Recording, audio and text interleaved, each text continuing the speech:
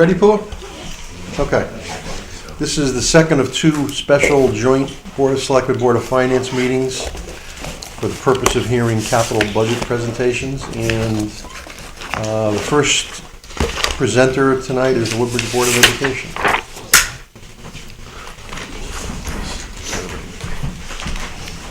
I don't think there's any major surprises in your presentation, but why don't you go through what you got here?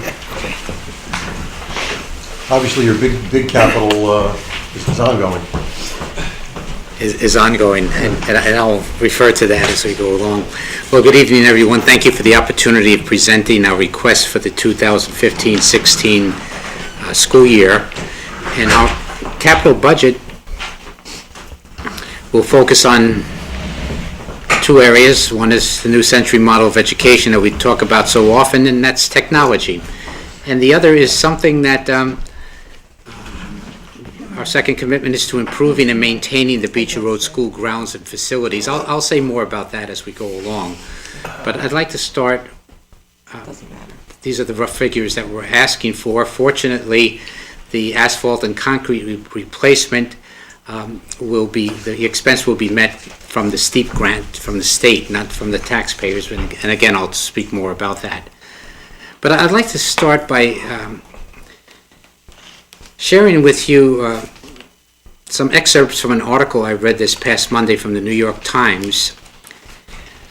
It was entitled, "Technology Offers Smaller Farmers a Chance to Compete with the Giants." So listen to some of these quotes here.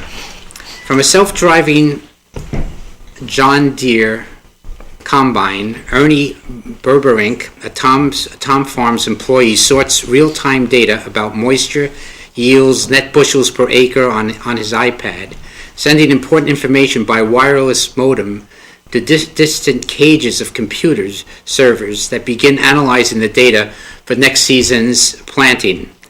And another excerpt. At a family farm in the Rio Grande Valley in Texas, Brian Braswell uses satellite-connected tractors, driverless tractors, to plow fields with accuracy of 1 inch between furrows.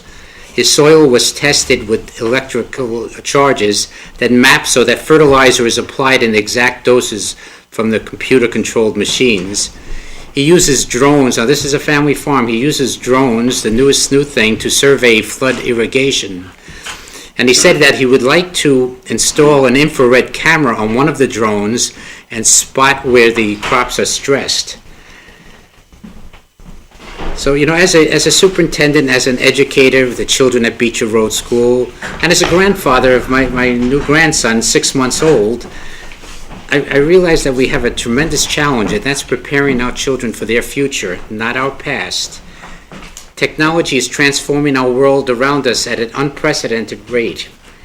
And the ability of humans to work with technology as a tool to do things that today cannot be imagined will be a key to our children's success as they move along. At Beecher Road School, I'm happy to say that thanks to the support of the Boards of Education, Finance, and Selectmen, that we have a technology initiative that is state-of-the-art, and one that I believe is preparing children for their future. It was not always that way. I remember I'll be starting my 10th year as superintendent this January. When I first started, I can remember coming to the Board of Finance and Selectmen and stating it seemed to be a shock that we were not at the top in technology in the state, that we actually had a historic low. And over these past years, thanks to your support and that of the citizens of Woodbridge, we are in a position where we are a leader in the state. And how do we know? Well, we could look at what's happening with our children, the quality of work, what they're doing, the innovation, the creativity. We have visitors visiting the school. But as important as the equipment is, the more important element are the human elements, are the human resources, our teachers. It's not just technology, it's the human element involved with this here in guiding our students on how to use technology as a tool, not as an end in itself, but as a tool, and in the right spots and the right places. Two of our teachers were selected to give workshops at the regional conference called Seeker, a computer organization. And they were the only two presenters that were chosen to give two workshops back-to-back to standing room only educators from Connecticut and from the states in the region. And they were sharing their strategies of things that they do at Beecher Road School to infuse technology, and again, as a tool.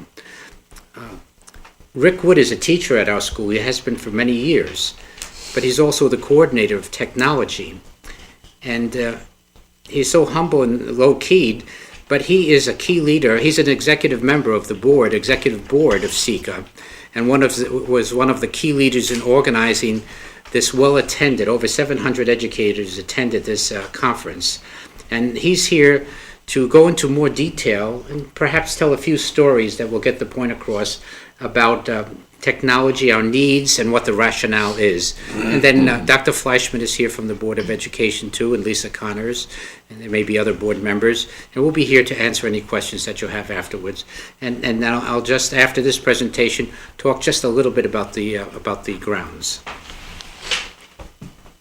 Oh, I'm sorry, I forgot to show you the pictures here. Prepare our children for their future, not our past.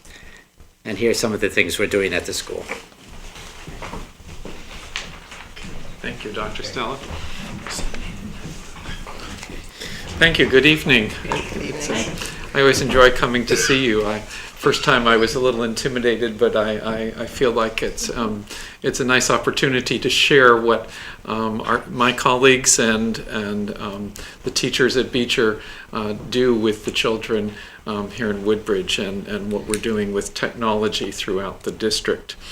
And I think perhaps, yes, so there's the team that did some presenting at SECA last year, and some of the teachers did the workshops this year also. David Warlick said a while ago, actually, technology is the pen and paper of our time, and it's the lens through which we experience much of the world. And that becomes more and more so, it seems, daily as we live our lives. We see much more and have a much bigger grasp on the world through the technology. And so going into the classroom, we begin to see that infused throughout the building. And what I'd like to do here is just share a little bit about what we're doing currently with the funds that were appropriated for the current school year in capital. We purchased additional iPads. We expanded the iPad initiative in individual classrooms with one-to-one iPads for students from 5th grade and a few other classrooms scattered through the building to now the whole 5th grade, the whole 6th grade. And in addition to that, we have a center in each kindergarten classroom, each 1st grade classroom, where they share iPads. And we will have carts soon that will go one for 2nd grade, one for 3rd grade, and one for 4th grade, so that all students in the building at some time during the year will have the experience of using iPads for a prolonged period of time. The carts are going to be used in the classrooms so that it'll be in one classroom for 6 to 8 weeks. Each grade level is targeting a specific science unit to use the iPads with, and while they're in that classroom, the teachers will also involve the students in writing and reading and mathematics using the iPads at whatever appropriate level for the time of year is. In addition to that, we replace laptop computers for faculty on a regular basis. These are all part of the replacement cycle now. We replaced a number of office computers, a number of servers, and several different pieces of equipment that fall into that renewal cycle.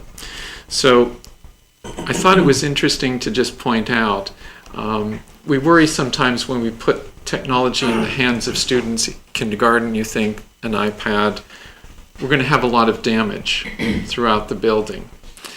In 4 years, we've had 4 iPads with a broken screen at some point. That's pretty amazing. That averages 1 per year. So we've spent less than $1,000 on damage over the course of the year. Many districts insure their iPads. We chose to do self-insurance, and I think it shows that by teaching the children to be responsible, teaching them all of the habits that are important when you use technology, we've minimized that kind of damage that can occur. You are from students. Those were the 4 from students. Yes. Yeah. And it's amazing. They all happened last year. It was the 4th year. So, also, we have a couple of other replacement cycles going on. The projectors that go with the smart boards. We installed smart boards over the course of a number of years. Those projectors age, wear out, and we're in the process of continually replacing those.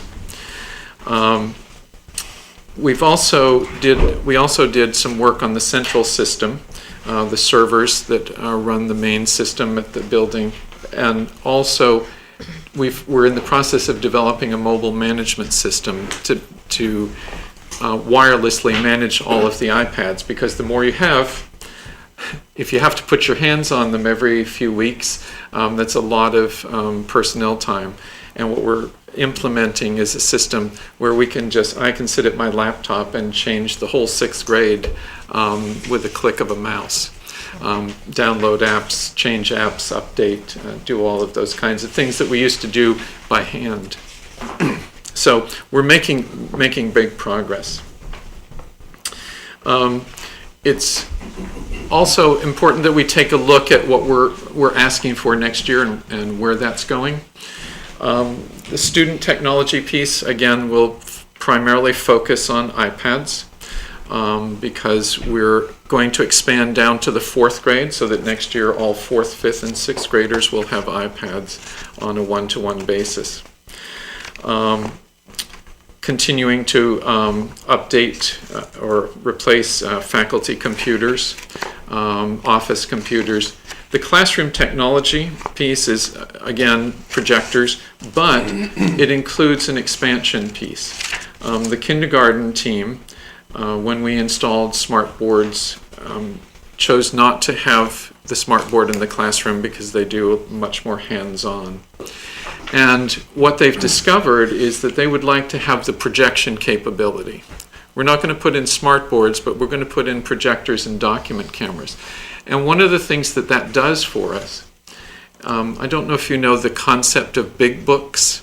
When you read as a group and you're doing group instruction in young grades, and we begin to read together, we use books that are this size. They're very costly, and the publishing of them is dwindling with time. What this system will do is now, instead of having to purchase big books, with the document camera, you simply take any book and put it under the document camera, and now it's on the wall, projected, and you can do whatever you wish with it. So we're expanding that capability, and they came asking us. They tried it out in one classroom and found that it was a very useful tool. So that's an expansion. The infrastructure, we're in the process of doing a 3-year major update to some of the infrastructure. We took advantage with the ceilings out in Beecher this last summer to run a new fiber optic backbone down the school, so that we put in capable of 40 gigabit transmission, which is a pretty new standard. Our current system is 1 gigabit. And the reason that we took opportunity was that it was much cheaper with the ceilings out to have the cable put in than to have somebody, because laying fiber optic cable is a more difficult task than pulling copper. And so with that change comes the need to upgrade equipment to take advantage of it. So we're trying to phase it in over time. Why are we doing it? Well, you've probably been in a conference in a hotel ballroom where everybody's using the wireless, and what happens? You can't get anything. We want to avoid that happening in the classroom. What's happened is our network, instead of being tapped by 3 computer labs, are being tapped by 20 classrooms at a time. kids with wireless devices using them simultaneously. So we need to be prepared, and we're trying to set ourselves so that we don't run into difficulties along the way as we implement. So that brings our total to 135. I always like to show you where we are in terms of numbers. You can see in the desktop computer realm, for years we were working toward having a 5-year cycle on replacement, but you can see that there are a lot of computers now, desktop computers that are older than 5 years. And the reason that we're going that realm is that we're really phasing out the use of desktop computers in favor of using the mobile devices. And so we're really not putting any money into desktops at this point. Will we need to in the future? Probably a few, because there are some tasks that the desktop computers are going to be better at than the mobile devices when you need more horsepower to do some of the movie rendering and things like that we do. And a few people in the building, like the teaching assistants who need a desktop computer because they don't have a laptop and things like that. But the number of iPads is going up, and the exciting piece here about the iPads is we thought those 2011, 2012, that first cart that we bought, were going to drop out of the picture this year because they're 4 years old, and we were concerned that we might be in a 4-year cycle, but the Apple system still maintains them, so we're still using them and they're still viable machines. So that's good news. Let's see, I don't remember what the next slide is. Yes, I'm going to back up because that's facilities. But what I'd like to do is turn away from the slides for a minute and just tell you a few stories, just a few things about what's going on at Beecher. I won't take a long time, but we have a lot of very exciting transformations taking place, because instead of the students having to go to the technology has now come to the students. Instead of the students having to wait for their turn to go to the lab to find out some piece of information, that information is now come to them and it's available in their classroom whenever they need it. I walk into a classroom today and I see, 3 students with iPads on their desks, a couple of students sitting over at a table with iPads, students working with pencil and paper. It's really become another tool, just like the pencil and paper has become.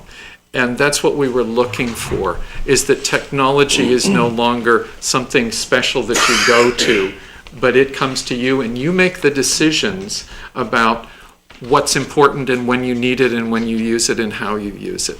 So we teach the children a few apps that are multi-purpose apps that have a lot of flexibility. We teach them how to use them interactively, so they can take this kind of information, put it from this app to that app, and they do all kinds of work that way. 6th grade is doing an interesting project with plants where they're documenting an experiment with plant growth to see what different kinds of nutrients, different kinds of things, how those affect the plants. What are they using? They're using iPads to take photos and to document with notes. They're using Google Sheets to keep data on the plants and to produce graphs on the plant. So we have introduced in the upper grades the use of Google Apps and a new product called Google Classroom, which is free. And it gives the teachers a way to interact with students, hand out an assignment, have assignments submitted digitally. The students say to me, I don't know why my teacher was working on my paper at 11 o'clock on Saturday night.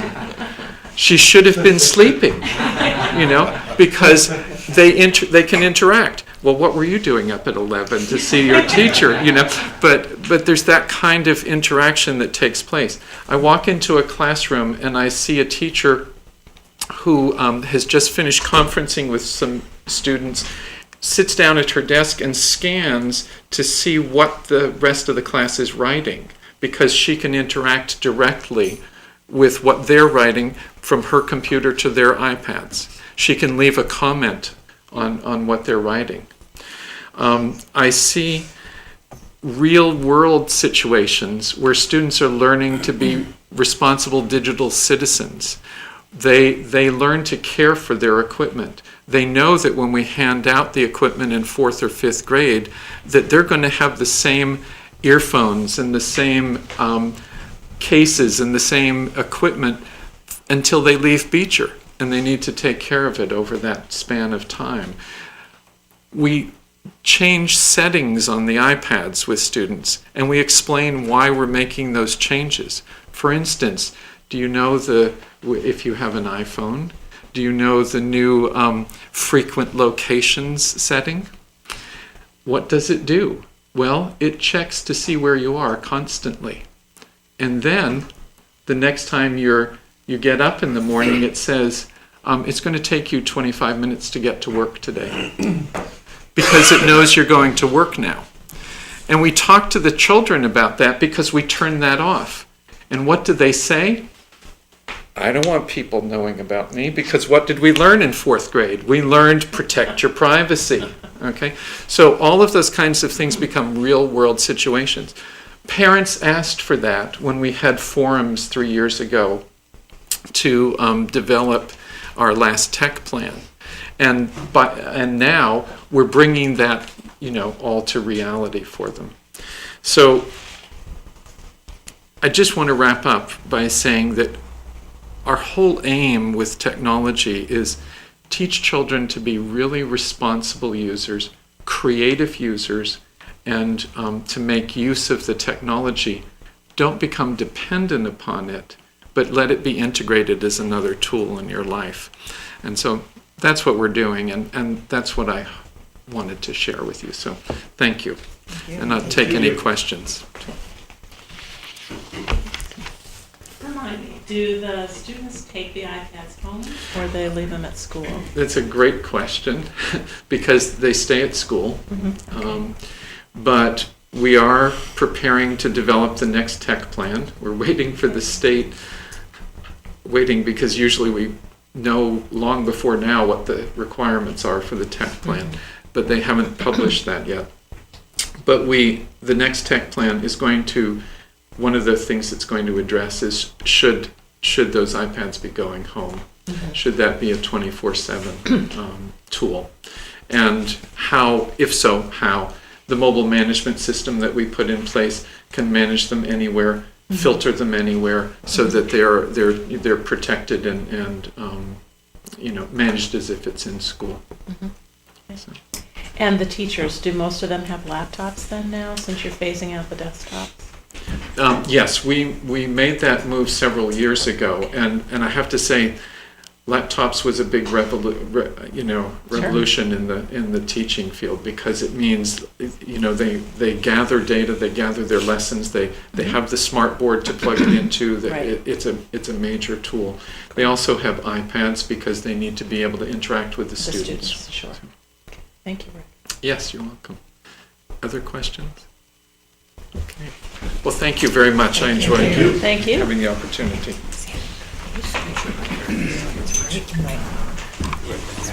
No, I don't want to. No, I understand. And just to finish, we do have a commitment to be good stewards of the land, and I'd like to show you just a couple of pictures and wrap this up.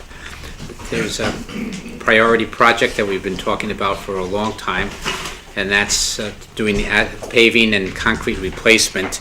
The priority area is in the south. You can take a look at the curves, the sidewalk, there are tripping hazards. That's an area in the traffic circle in the south. And also what you can't see is the lower parking lot in the south really is in need of repair. And again, thank you to the town, because with the collaboration between the town and the school district, and through the town, we have the STEEP grant. Thank you, Tony Genovese, the author of the grant, and and Ellen Scalatar for your help as first selectman in making the contact with the state and releasing the money. But it's a question now of just, the monies are there, so it won't come from the taxpayer, but it's how do we align it with the upgrade? So our final thing is, this is my first time in 10 years that I'm not coming here asking for money for the building. It's in motion already, and I know before me, people asked too. So thank you, Board of Selectmen, Board of Finance, and also citizens of Woodbridge. No, it's Okay. okay. Thank you. Thank you. Thank you. Right? Any other questions before they? I actually have a question. With the state grant in place, but I did just hear, I hear, Dr. Stoll, you say that the priority was the south? I would say South that's a priority. If you go into the south entrance, you'll see the sidewalk there. It's so you have the curbs that Only because on the budget plan itself, it Yeah. has that the work this year would be going for the north, and the south would be in FY17. Is that still Well, the plan, or? I don't have the plan in front of me. I don't know, Mr. Pullo, do you have any comment on that? Well, it would have to be integrated with the ongoing building upgrade. So ideally, the south would be the first, but again, when that document was put together, it was really bringing into the fold the timeline, working with ESG and where the project would be at that time and what would be the most beneficial point to start. And wanting to do it really start to finish and not in pieces. Right. Yeah. If we're able to, Tony, if we're able to come back and say, look, because of the work that has been done on the upgrade, we're in a position to do all of it at once, then that would be the optimum thing, because then you have, it'd probably be cheaper too. So as a starting point, we have the south as a priority, but most of the work is going to be happening as far as the trucks and everything. Well, the lower lot in the south is going to have trailers and things of that sort there. And we were thinking that maybe the traffic circle in the south and the sidewalk, if there's not a lot of work being done, and if the trailers are down in the parking lot, maybe that could be the priority area, because they'll be working up north. So that's why I meant it as a priority area. But if things change, we'll come back and say, look, we could do the north and the south at the same time, or they're moving the trailers and we could do the lower place. It's just waiting to align with that. Can I ask a question of Tony Genovese as well, this particular issue? Tony, the steep grant, is there timelines? Timeline for the Start, steep grant? finish? Yeah, there's a timeline for the steep grant. It's currently through the end of 2017, I believe, 2018. When we applied for the grant, we estimated the timeline, and we took the project into consideration that we would most likely wait until the end of the project to do most of the work. Great. Any other questions? Thank you all very Thank much. you. Thank you. Thank you very much. No, what do we do? I don't know, is somebody going to present CCW, or we're just doing it in-house? No, they should be here to present. Oh, they have somebody coming? Hopefully somebody gets here early. They're supposed to all be here at 6:30. It says 7. Yeah, but we tell them to come at 6:30 because they're, sometimes they run quick. So I'm not sure where everyone is. Karen's gonna Maybe go. they're in the hall. Let's see.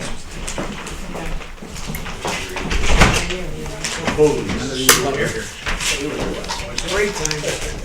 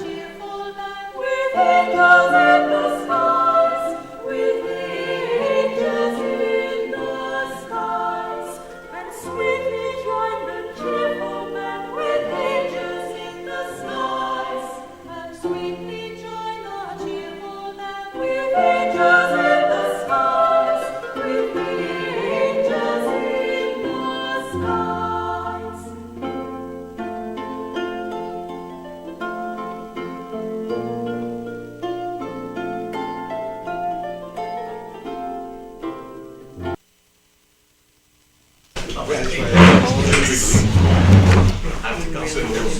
right up. Gentlemen, ladies. How are you? Did you bring the other top one? I'm asking for another one. Let's give a few people a chance to get in. I saw you. I came. I was afraid of I want to see the fireworks. Okay, seeing the police commission is here, or the police department is here, rather. If you could get started, we'd appreciate it. Absolutely.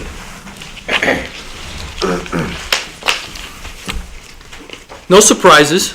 Same thing as last. Start off with vehicles. So what's the update? What vehicles do you get now? And Well, we're getting- Crown Vic is no more. SUVs. Are you going to do The SUVs? Yeah, 100% eventually? yeah. Operational and administratively, they're great. Most of the departments, that's what they're buying. Well, what is Officers the- love 'em. What is the police car now? It Is is there the one? That's it. That's it. SU. So there's no longer a Taurus or? Nope, there's the Similar to the police car is the Taurus or the SUV, which is actually built on the Explorer frame. Okay. So those are the two that Ford offers. That Ford offers. And what we're proposing for 2016 is we want to replace the chief's car with a new admin car. His vehicle will go down to the lieutenant. In October, the lieutenant's vehicle had 96,000. I wouldn't be surprised if it's over 100,000 right now. Not that that's going to leave the fleet, but that car would go into ISU, and the detectives would use that. And the vehicle that they're presently using is probably a little bit over 114,000. So that's the way to take care of the admin vehicles, and then we would replace the fleet with another SUV. The pricing on the vehicles are basically staying the same right now. I can anticipate a cost increase probably going into 2016, but these would actually probably be 2015 vehicles that we purchase. What the prices that are going up are stuff like the outfitting of them. And those that have been on the boards for a couple of years now, in past years, we used to actually outfit our vehicles. When we had them outfitted, they would be done by our town mechanic. And it would take, 4, 5, sometimes 6 months to have the vehicle outfitted. We get the new vehicle. It's a lengthy process for one mechanic that's doing over a period. I mean, he has to service all the other vehicles at the same time. So it would take a couple of months, if not longer, for the vehicles to be serviced. So what we decided to do is start in an attempt to extend the life of the vehicles. We did in fact do that, but when we got a vehicle in, it had to be ready to go. So we started outsourcing that to the companies that were providing us with the vehicles.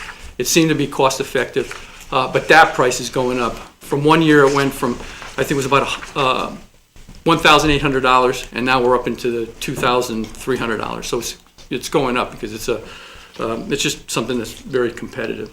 So that's where the price increase is coming in on the vehicles. Any costs? Any questions regarding the purchase? So what I didn't understand was basically the amount you're asking for is 62,000, 62,000. but the cost of a vehicle is about 35,000. So you're only asking for one vehicle, so what's the difference? Two vehicles. We have trade-ins that are associated with that. Two Okay. vehicles. Actually, this year we're having a little trouble with that because I had spoke to Tony Genovese, and I was actually going to come to this meeting today, going to request to keep one of the vehicles, but it sees that the price of the pickup truck that we were going to get last year has gone up, and we had to wait a year. The prices are increasing on that end. So we're gonna as soon as our new vehicle comes in, we're gonna get rid of the vehicle we thought we were going to keep because we had a use for it, and we were using it for, you probably heard the expression, the ghost car. We would put it down in strategic locations. It would be unmanned, but it did slow down traffic. It just helped us have that a little bit more of a presence, some police presence out there. As well as we found out that during the last year, 2 years, we've been using the vehicles for private duty a lot more. 63 and 67 has been a long project. Actually, when you have a vehicle out there that's idling, my mechanic has told me that it's actually puts on twice, to the mechanical portion of the car, it puts 2 to 3 times more maintenance into or usage into the vehicle than if it was usually just driven around. So, but with that said, I mean, any given day you go out here from 7 o'clock in the morning until probably 6 o'clock at night, there's not a car in the parking lot. We're using all our cars, and that was one of the reasons we wanted to keep it. So we're running into a little bit of a problem because of that. I hope you understand where that could become a problem with the usage of our cars. So Ray, what I'm reading that is, you're asking for 2 vehicles, but you're looking to only take 1 out of service? We were So that originally you'll going to have do a that. net gain of I 1. had spoke to Tony about it. We were originally, but I'm not going to be able to do that now Not because gonna- I need that revenue from that car I got you. to go. But that was the, so then to assume you're taking the 2 cars with the most mileage out, or there's 2 that I know is over 100,000? It'll be Well, there was one that was close to, 96 or something, but. so yeah, the it 3 would be the 206. There were 2, okay. The one with 88,000. It's in October it had 88,000. It's probably closer to 90,000 now. So the Chrysler, is that the one? Pardon? So you want to get rid of the On the first Victoria? No, not the price. Let's just say, Well, I think use that as the an Victoria, Okay. 2010 has 88,000. Is that the Victoria that would come out? Yeah, it would be the Crown. It would be the Crown Victoria, Gotcha. and that's got close to 100,000 miles now. I know because they've been using it a lot. I have a question. No, On absolutely. the list of vehicles, what is the 2007 Humvee for, and also the 1977 Dodge pickup military purchase? They were both. They weren't purchased. We actually acquired them through what's called the 1033 program. You've probably heard it in the news and everything. It's been very controversial, but we actually obtained both of those vehicles at no cost whatsoever. Now, the Humvee, I'm telling you, this is one heck of a vehicle. We got that about 1.5 years ago through the 1033 program. We got it with 1,600 miles. Brand new vehicle. It's been sitting up at Fort Drum for a period of time. It's through the military. It's surplus that they either have used or don't use anymore. A lot of it has come back from overseas. Some of it hasn't. This particular vehicle never went overseas, but it was just a downsized vehicle that the military just wasn't using anymore. We had it at a very limited cost. We had it just for materials. We sent it over to Platt Tech. They painted it. We got free decals donated for it through the company we got our decals from. It's used over as a vehicle. I mean, it's real good PR with the kids over at the Beecher Road School. But you know, when we've had several incidents. Most recently, the incident off of West Rock. That vehicle went up there like it was just like you were driving a regular car. We got right to the location where we had the incident occurred, and the officers were able to do their work. I mean, they carried 4 people up there. If any of you ever want to ride, it's quite a vehicle. I mean, it's a military vehicle, but it was Good. basically a home run for the department to get it at basically no cost. And the other one, the 1977 Dodge pickup military purchase? That was purchased years ago. That was back, I think, in the It's early or 1977. mid-90s. It's a maintenance vehicle. Okay. That's the vehicle that we actually want to replace. Okay. You have to let it run for about 15, 20 minutes. It's an old vehicle. It's a 1977. It doesn't have a lot of miles on it, but it was a maintenance vehicle in the military. We took it, we painted it. It's actually had our Public Works Department actually changed it. I was able to get an engine out of an old one in Guilford. We changed that several years ago, so that's extending the life of it.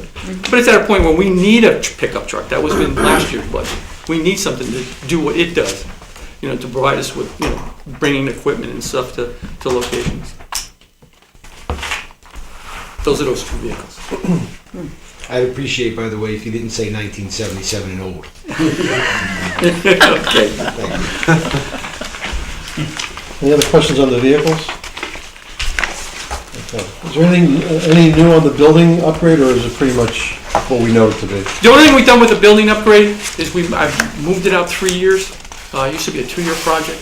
What we've tried to do is take the planning and engineering portion of it, and I think I've identified it as Planning would be setting up a committee and any architectural issues associated with that. So that would be one phase.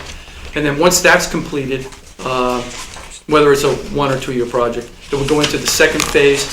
That would be the construction phase. And that's why that was, both of those sections were separated. The only change that I made to that, figures-wise, was that I took a 3% increase that I indicated in last year's budget, that I showed you what it would be, because that's the issue right now. I've been in contact with Brian Humes, who's helped us with our space needs assessment, as well as the costs associated with the cost estimate and everything. And he had mentioned a similar department in the state of Connecticut that we're going to referendum this year. It was a 10-year project, and their company estimated that it was probably about a 40% increase on what it would have cost the first year to the 10th year, which brings it up to about 4% a year. And that's what he actually suggested that it's probably going to be closer to a 5% each year we go without taking any action. But that's normal with a project like this. The town's going through two So major Ray, projects. you said it's planning and engineering and land. What kind of land costs are involved in this? That's just a budget item. That's indicated in the budget. It's in the comments? If we were dealing with land in that particular area, like if we had a site that we were looking at. Okay, but there's no. But we don't have a site that we have to worry about. Fine, okay, I inappropriately just okay. indicated land. Okay. But if a site was an issue, it would be in that portion of it. Tony, on that I need to read it. can you tell me, just explain again to me, the 500,000 there under the other, for the page of So, building? yeah, that's it's actually the steep grant that we received for this project. So that would be, and it's approved, and so that would be from the state of Connecticut. So the bond issue would be for $4.8 million. And does that have a timeline or a It does. deadline? It does, and it's off the top of my head, I don't remember, but I think it's 2016 or 2017. Oh, so it's soon. It's a few years, yeah. Discussing it with Brian Humes, the main issues associated with this project are that, in fact, the steep grant, all right, because it could be rescinded if not used in a timely fashion. The upgrading of the ailing communications infrastructure, that was one of the reasons that we did in fact start this project. Improve safety and security for public safety, obviously.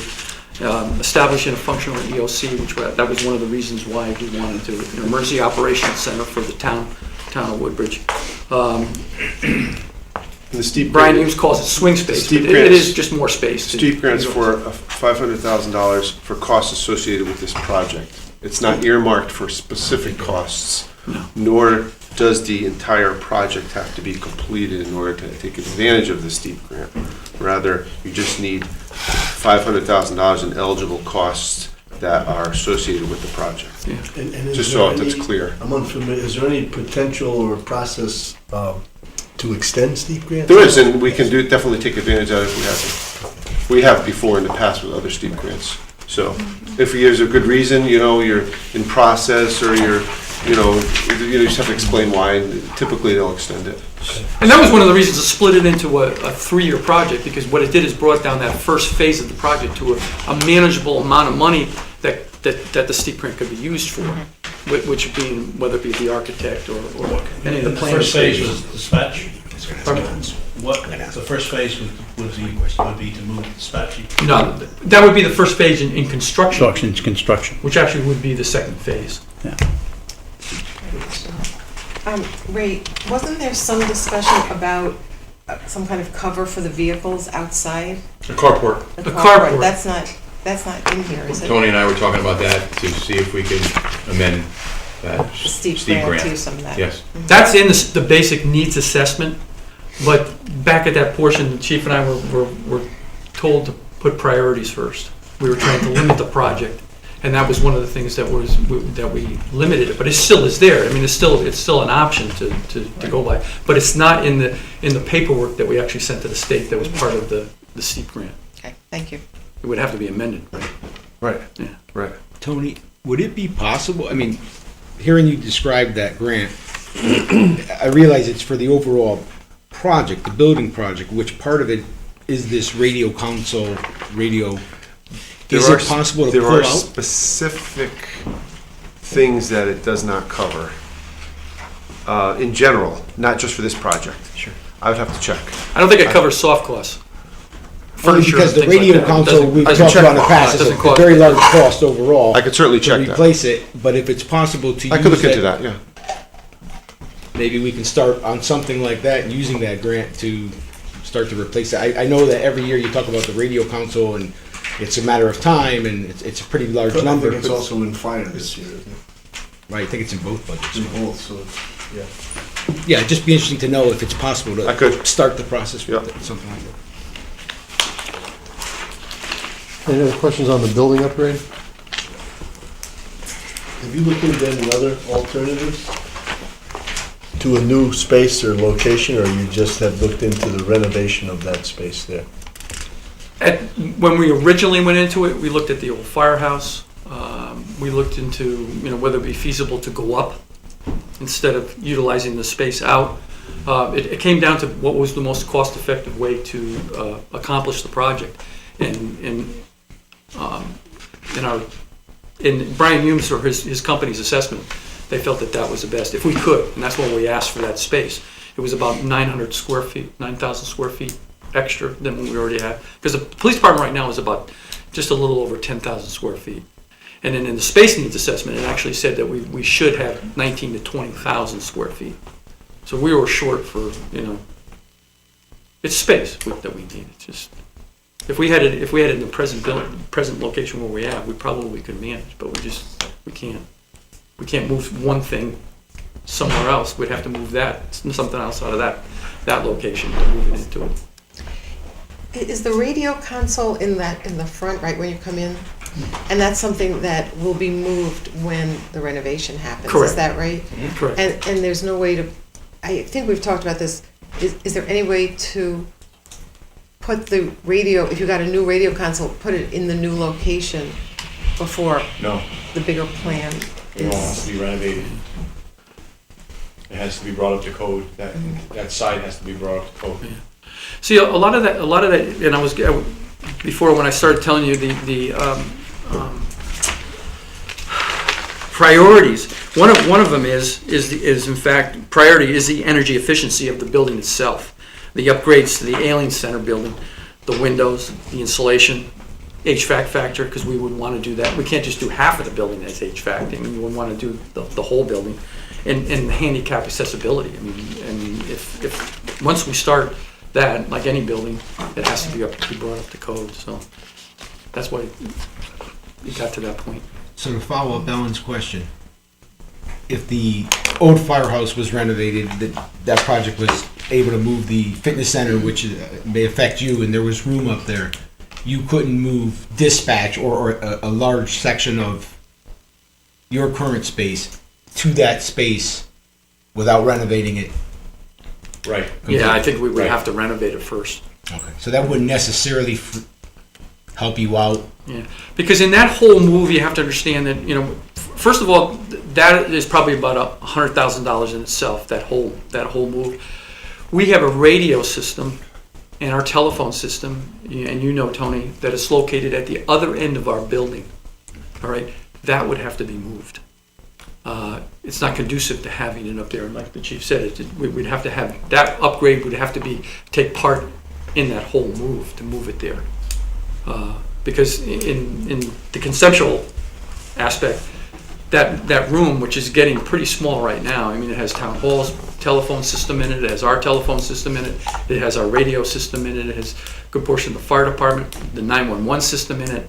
Last year, we had to put an air conditioning system in it because it would just get too hot in it because it has too much equipment in it. That's going to be moved into obviously a bigger location, more accessible. Okay. Hopefully I answered that. I must be technically confused, because what you're talking about are you talking about the whole console, the system over there, the dispatch system? that all has to be part of the upgrade? Nothing can be done ahead of time? Is that what you're saying? I think, Or am if it's gonna be done I'm having ahead of trouble. time, it's kind of chasing good money after bad. Because putting it in other words, it would have to be taken down again to Exactly. move? And Exactly. moved. Yeah. Okay, because I don't know, I think I remember you saying last time it was in bad shape, the console and everything. So what happens if it falls apart before we get started on the project? Hopefully we can get parts for it. Hopefully we can get parts Okay, for and it. it doesn't make sense, okay. Yeah. Okay, It's sunsetted. It's like anything out there that, in technology that, you've bought, could be 10 years ago that you bought. You can still get parts for it, but you're not going to get it from the company that you got the parts from. You're going to get it from, someplace else that has spare parts for it. And most of these companies, and Northeastern has assured us that they probably could get it, but it's that they don't carry the part that may be needed in the infrastructure of our console system, as well as some of the stuff associated with the radio I would itself. just like to share that I talked to the person at Northeast who indicated very strongly that that system should be replaced in this budget cycle. So I'm throwing that out to everybody, so. I forget it. Is she, Julie? Julia Rapp, Julie? she's the director of Northeastern. what is Northeast? Is They- that the they- vendor? That's the vendor, or? Yeah, they're our contracted company for all our radios and radio systems. They do all the maintenance on our radios, all our UPSs over there that are associated with both the fire and the police department, which is in our complex. So assuming that Julie is correct and that what you're saying is basically it's getting very difficult to get the parts. If we had a breakdown of the console, of the radio system, what's our backup plan? What would happen? Can't get the parts. It can't be fixed any longer because the parts aren't there. Is there such a thing as a temporary portable system? Is there anything that you know of that would prevent basically us from running out and spending a lot of money? I don't think it's at that urgency. I think Julie would have told us that it was. I've had long discussions with her associated with that statement of that it needs to be done during this budget cycle. She's never told me that, and I've sat down and talked to her about the system. Okay. Are we worried about it, being old? Absolutely. It was put in there in, I think, 1992. The console itself, as far as the radio system goes, I don't think we have a problem with that working properly. But I am not a tech myself. I would Makes me leave feel that better. maybe you should I have understand. petition to have Julie come in front of us and actually explain Absolutely. where we at with our radio system. No question about it. I mean, it's one of the reasons I'm here. That's one of the reasons where we have replaced the portable radios. One reason I'm here tonight to replace the mobiles in our vehicles. This kind of extends the request of the money. Back in 2003, we came here and we asked if we needed a new radio system, and you had to authorize $600,000 for it. And that's what, and that was downsized at that time from just over $1 million. So I mean, it's an expensive project to replace the radio system. The first selectman knows that I've worked hard this past year trying to replace some of the parts in our infrastructure. We were able to obtain some parts. That gives us that added length of period where we have to come in, we have to say that, and we have to make that statement. It's got to be replaced now. So I mean, some of those technical questions I can't answer. Are we, if we're, I don't know, I get somehow confused with all this budget process and everything, but if we're being asked, or we're being shown here, I guess this is a request for $394,490 next year for planning and engineering, and then another $5 million for, I presume that should be in the construction line and not the equipment purchase line. Correct? But for a renovation of that space there, right? For a new fire, or new police headquarters department? Are we ever gonna see a presentation, a comprehensive presentation of this, so that we have? Okay, Yes, There was a there has been. preliminary one. I've seen some plans and things that I ferreted out on my own, but I mean, are we ever gonna see a comprehensive that includes, we need this, we need that, here's the plans, and I mean, we have building committees for everything, and we do this, and now everything is like, you know, Well, I think that's what chief and chief come and they say, we need this, this, and this. I think we need a presentation. Well, I think that's what would come with the concept of putting a committee together that would want this information brought to you. Again, it has been brought. Brian Hughes has come here.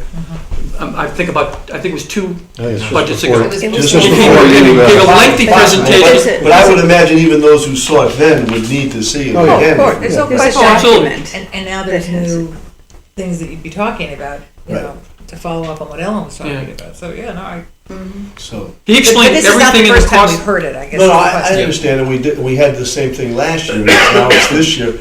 I mean, I would imagine at some point in time, we have to start acting on this, right? And so I wouldn't feel comfortable acting on it on this type of a forum, you know, so that's all I throw out there. I'm all for talking about it in a proper setting and with all the information. Right. And I'm just trying to clarify for my own sake. So, going back to priority, and knowing that this affects the radio council, also affects the fire department, and it's part of their budget, and clearly this system is on the way up. Would you say at this point, the radio system, the council, has become one of the top priorities, based on the timeline or the life of it, expectancy of it? I'm trying to figure out what is the top I guess the priority. question is, if we didn't get this renovated in, It say, is a 2 priority, years. yes. What- But they're- To your question, yes. Yeah, I mean, I'm just but they're being two different real. A subjects. building may not be up for, you know, whatever, even if we approve something, Yep. it may not be up for 3 years. And I'm just saying, if the radio life expectancy is a year or two, you know, somewhere we have to reconcile that and talk about a way to, great if it's part of the bigger plan, but it may have to come first. And I'm trying to figure, and I know the fire department has a similar issue with this radio console, radio system. So I guess maybe having Julie, whatever her name is, Rival. But they're actually two different issues, you know, and whether they want to be separated, there's no doubt that the radio system is an issue. All right, to be responsible as an administrator, I've started bringing that to your attention. 3 years ago, I brought that to your attention as far as replacement of the radio. Like I said, replacement of the portables, the radios. This is all part of the system. I could have come in here and said, "Hey, look, we need a radio system," like I believe the fire department is doing. I've tried to keep the system that we have upgraded. All right, and I don't know if you've been shared with the information that we acquired $241,000 of radio equipment to replace major parts in our system for the mere purpose of extending the life, so we have the time to make these decisions. Well, we can only go so long. All right, we replaced the timestamps in the system, and these are things that maybe the fire department is going to sit here and explain to you that these are the things that we need. I'm not saying that it's gonna take care of all the problems, but when I brought this to Julie, her first comment to me was, "Ray, this is a home run. This extends the life of your system." I says, you're not working on 10 years now. Maybe you're working on 15 replacement. Because we placed it in 2003. We've had it for 10 years. It's got to be replaced. So we're trying to work as efficiently as we can. I think it was pretty much of a home run that we got this equipment. It was there. It was brand new. It hasn't been used before. We are in possession of it. And it's going to replace all 3 of the time standards and all 3 of our repeater locations. But this is what we've been working on. Now, the building project is totally separate. It says, but there is issues. There's priorities. Just like the HVAC. The building over there is deteriorating rapidly. All you got to do is take a walk through the basement of that building. I'm not talking under our building, but under where we want to move to.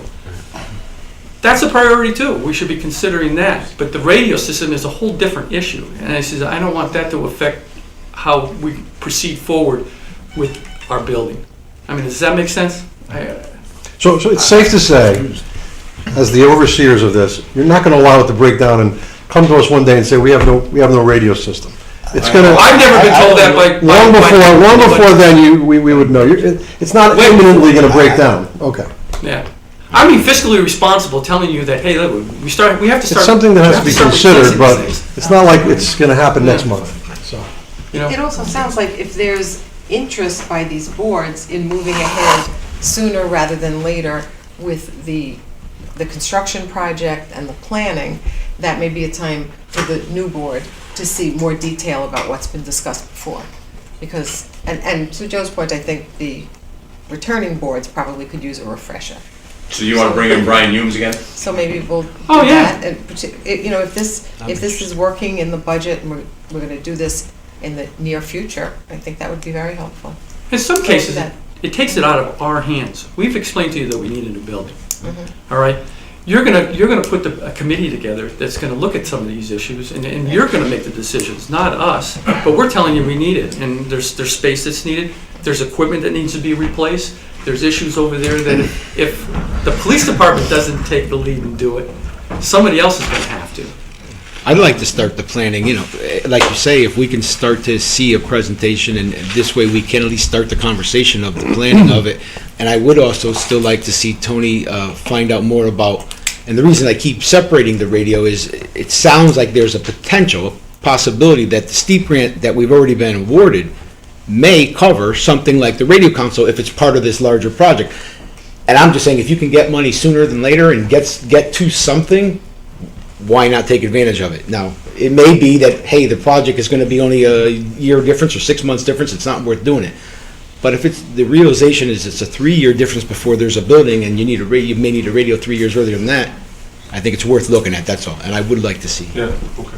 So we should bring in Julie also to talk about this. I think so. I'd like to see it. Okay? I would think we'd want to hear from her. Sure? Oh, absolutely. Okay. So the radio project, do we cover that? The 50,000 or is that something else? That's just the mobile radios that are. Okay. Yeah, but I'd Those are like in to the know, cars. how many radios are you buying? What do they cost per radio? I mean, it's just a one number there. Yep, no, I got that breakdown. It's got it right there. It's on the top. It's on the top. It's on the top. Where? Under. Purposes and objectives right underneath that. Purchase includes 4 dual band mobile radios and 10 single band. Oh, I'm sorry. It's okay. Okay. The dual band radios are going in all supervisors' cars, from the chief, the lieutenant, the deputy chief, and the ISU, or the Investigative Services Unit Sergeant. We already have one of the radios. We were able to acquire one last year. We replaced it in our we were supposed to replace it in the paramedics' car, and instead of giving it to them, we gave it to us and we gave them our other one. Okay. So we replaced the radio then. And there's just one radio per car? One mobile. One mobile. Okay. Thank you. I'm sorry about that. Okay. And finally is your computer equipment. Computers, 3 desktops. Those are just to replace the aging desktops that we have there. They would probably be designated in the area of the administrative assistant to the chief and myself, the chief, and then the IT person that does all our work, the sergeant that does all our work for us. The router, and that's a little bit over a $5,000 cost. The router that we want to acquire is something that we do need. It's part of a system that Connecticut has put together. It will link us into what's called KISS. It's Connecticut Information Sharing System. This is a system that the officers will be able to use both in their cars and in the police department. It's real time, it's lifetime information that they can get from area departments where arrests are being made, as well as in their records department. So it's just the sharing of information, and it's a router that we need to purchase for them. So is that router the FY18? On the budget, is that the FY18 cost, 40,000? Is that the router year, or are you saying? The 11,000? Yeah, in other words, what's in the first year? I'm trying to break down, why is FY18 so much higher than the other years. What's the? Oh, the 40,000, I'm sorry, in FY '18. No, that's the anticipated year that we might have to replace the servers. Okay. Every 6 years, we have to look at the servers, and I'm anticipating, it's Somewhere. like any other department, Okay. Very good. bigger cost, and that's why it went up. I have one question, sorry. Probably be more. Under radios, did you just say that you replaced a radio in the paramedic vehicle? We had to replace the radio in there. Instead of putting a brand-new radio in there, we put the brand-new radio in our supervisor's vehicle, Right. our supervisor's Right. vehicle. And we put his radio, which is an older radio, but they just need to communicate with dispatch, that's all. They don't need to know all the other channels or anything. Okay. And we put that, it was So kinda that's like- not part It was of a an- cost savings for us coming to this budget. That's not part of an AMR, No, No. no, we do that. just a communication. We do that, We okay, because provide it's a them with the talking to. radios. Okay, all right, thanks. Any other questions for, The 10,000 in 19, 20, and 21, are those just placeholders? Yeah, he did indicate, one of the things we're attempting to do is get away from these tough books, $5,000 a piece. We are not gonna, I normally come here and I ask you for at least one or two of them. If I knew we weren't gonna need them, we're gonna need them, I would have asked for them. But I'm going out on a limb here a little bit, and I'm gonna try to save some money. And we're hoping that in the very, very near future, we're gonna be going to iPads. That's what the technology looks like we're gonna do. Several, chief, myself, the lieutenant, we're starting to work off the iPad. It's just a matter of our computer-aided dispatch system, next gen, how fast they can be able to provide us with the software that'll allow us to do that out in the car. There's some fourth graders over at Beecher. Yeah. Help you out. There you go. No problem. And Believe me. it'll be much easier to replace a $500 iPad to each of the officers that are responsible for it than a $5,000 unit. So in 1 year, I'm going to be able to provide, especially if this all goes through, well, be able to provide one officer with an iPad and he'll be able to do all his work on it. These So are we're tough, hoping these that- are tough iPads?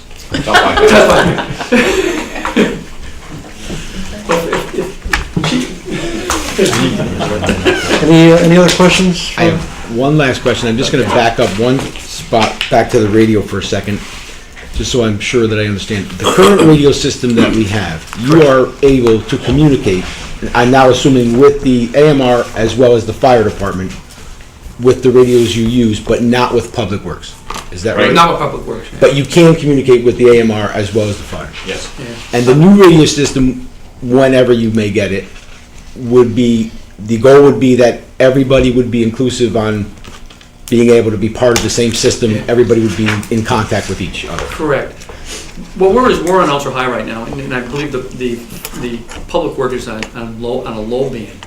Actually, we were going to offer our radios to them, thinking that maybe they could be able to use them, but they're not programmable to that. They're not a low band system. So, if say for instance, if the Public Works was able to acquire a frequency that was on a high band frequency, I don't know if they can or not, and I'm not privy to that type of information.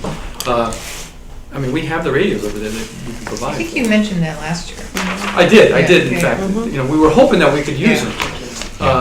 Because there's not a big responsibility on them having them, but having communications Right. with them would be a great thing during some of the bad weather we've had. Thank you. Okay. Gentlemen, thank you. Thank you. Thanks, guys. Thank you.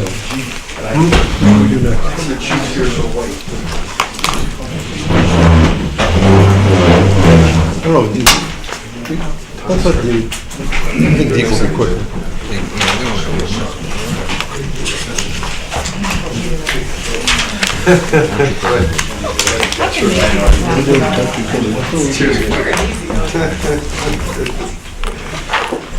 Okay. You want to just run down the list here, Deke? I mean, there's only 2 in the current year, but why don't you run down? Sure. I'm here with Tommy Miller, who's, the general manager at the Country Club of Woodbridge on behalf of Billy Casper Golf. The document that you have, and again, we're just focusing on the golf course in our discussion, but the document that you have is really, could probably be more characterized as a golf course improvement plan. And the reality is that a lot of the things that get on that plan end up getting done as part of, like the utilization of operating resources. I mean, this year or things that were on the plan in past years that were done this year were the removal of a number of trees around the 18th green, the installation of a fan by the first green, and a very extensive drainage project on the 5th hole, and we put in about 2,000 yards of cart paths. All of those items, I mean, probably cost in the area of about $50,000, but all of which really came out of the revenues that Casper earned and were reinvested in the golf course. Looking forward, the things that we're trying to do are we're trying to maintain or improve the quality of a couple of greens, 1, 18, 10 also to an extent. There's a number of bunkers that need to be renovated. That in general, is more also like an operating item. There's tees that need to be enlarged because the playing area is just too small. And, there's trees that, need to be removed because they're, are becoming hazards. What we have in specific, or most immediately on the agenda, the irrigation system. I mean, what we have as an irrigation system is we have a stormwater collection pond, and the water's pumped out of the pond onto the golf course. It's pumped by a set of two pumps, both of which were installed 15 years ago, and they have a 15-year expected life, and one of them has decided to depart. And the other one is, on its last legs. In the ideal world, we would much prefer to replace both of them, because the possibility of one of them going down in the calendar year 2015 is high, but it's absolutely crucial to. I mean, you can't have a golf course without an irrigation system, so, what we're proposing is, okay, let's get one new pump, and, hopefully limp the second pump through the course of the year. The other item, or actually, there is an item here on fiscal year 2015 that actually belongs in 2016, and that is a drainage project on the 10th fairway. And then the item last year we talked about the first green, which again, it's sited in a very poor area to grow grass. I mean, it's basically in a valley. It actually, I believe, is right now, it's the third iteration of the green. That is, over the years, the previous owners have, tried to rectify the problem. It has not been done successfully. The long-term expectations of that green are not good. It needs to be relocated adjacent to the green itself has a retaining wall, which has also become a problem. And, so the scope of work would involve removal of the wall, removal of, there's actually a small water retention pond, and relocation of the green. And that's really the primary item, or those two items, or three items that we have in front of us. Are there any questions? Basically, there's a lot of small, rebuild this, so if any questions on any one hole or one item, I would just ask them, rather than go through this whole list. I just want to clarify, I have two items for this coming year, 2016, 2017. I still have two items listed, but I think I heard you say there were three. Was there one that you said should have been in the 2016? Well, I'm sorry, the drainage on the 10th fairway, was inadvertently put in 2000. I mean, we'd like, it's one of those things where, we look at 2015 as a calendar thing, and it, said, all right, we'd like to do it in the calendar, but, if it happens during the fiscal 2016, that's fine. Okay. So there is only the two items, that being one of them. Yeah, I got you, the fiscal year and calendar year. That's only for one pump, not two, or is that two pumps? Each of the pumps would be $23,000, Okay. yeah, Okay. yeah. So one's working now not very well, I guess, or it's. Yeah, yeah. So if we got a new one, and we hope that the other one lumbers through but doesn't, can the new one pump enough water to keep us green next year? What's the weather gonna be? I have no idea, but that's a good point. But I guess I'm really getting at, should we buy two? Because if one goes down and it's insufficient to maintain the course, we got a problem. Well, I mean, the economics are, I mean, they're mind-boggling. I mean, 2 years ago, Longshore had or the public course in Westport had a huge problem with their golf course, or the quality of the golf course, and they lost like 5,000 rounds or from the prior year. Exactly. I mean, 5,000 at, we do like an average of $35 a round it's a lot of money. Plus your function, so for, Yeah. I guess I'm saying for the extra 23, if there's really the potential jeopardy of one of that old one going down and the new pump is insufficient, we may be making the wrong decision and not buying two. Well, how long does it take to get a pump? Let's say it went down. It's about 3 weeks for the pump, and the reason these things they take there is every pump every part that goes through that we need is a custom pump. So it's not like we can just kind of walk down to Walmart and pick one up. So they take about 3 weeks for them to conform to our system. So that's why it's instrumental that we have that piece kind of ready to go April 1. And the reason for that is if that thing were to go down, in season in July, August, it could be catastrophic if we don't have it ready to go.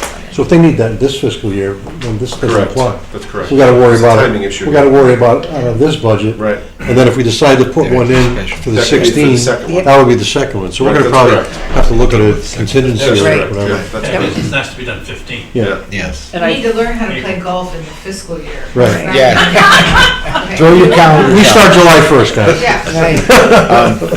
All right, so then we gotta deal with One of the pumps. now, 15. and then leave the other one in there, so we can amend it. Yeah, that's what I was trying to get at, the years that. That makes sense. Tommy, can I ask you? Sure. I'm assuming, do you maintain those pumps, or do you have a maintenance, a company that you pay who maintains the pumps? And is it possible that that maintenance company can get parts? And I am concerned to what Joe was speaking, and at the same time to what Matt is speaking, which is the timing here and the possibility you really need two. Is there anything out there, a maintenance company that can come and repair and at least make sure that one is up and running if that kind of thing was happening? Sure. So what happens with these pumps is we maintain them. If for example that second pump goes down, we can still use it. Now the problem that we run into is it's much more labor intensive, and we won't get water to critical areas that we may need to in the correct timing portion. So when Deke says, how's the weather going to be? I mean, that's exactly the right question to ask, because, we can do it. So we don't want to say we can't, but we also understand that we run a risk when something like that happens. Okay. Right, so then we gotta get moving on one for this year. And then if this gets approved, they can get ready to go on July 1st with the second one. And hopefully, the second one lasts that long. Yes. One is in pretty good shape, you're saying? Yeah. Well, Yeah. That's a relative term, I believe. Better than the other. One's better than the other. It hasn't departed. You don't have radios over there, do you? It's on the tarmac waiting to depart. All right, well, that's something we'll have to deal with. We're not talking about a tremendous amount of money. Exactly. Any other questions on any of these items? Like I said, there's a lot of little, repair this and repair that. No, because it looks like it's all 2017 on. Yeah. So You'll wait till next year. we'll see adaptions. Okay, anything else?